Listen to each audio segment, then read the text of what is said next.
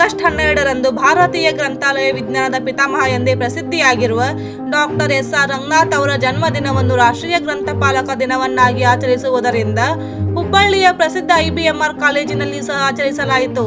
ಈ ಸಂದರ್ಭದಲ್ಲಿ ಗ್ರಂಥಾಲಯ ವಿಭಾಗದಲ್ಲಿ ಗ್ರಂಥಪಾಲಕಿಯಾಗಿ ಕಾರ್ಯನಿರ್ವಹಿಸುತ್ತಿರುವ ಶ್ರೀದೇವಿ MG ಅವರು ಎಸ್.ಆರ್. ರಂಗನಾಥ್ ಅವರ ಬಗ್ಗೆ ವಿಶೇಷ ಲೇಖನವನ್ನು ಪ್ರಸ್ತುತಪಡಿಸಿದರು.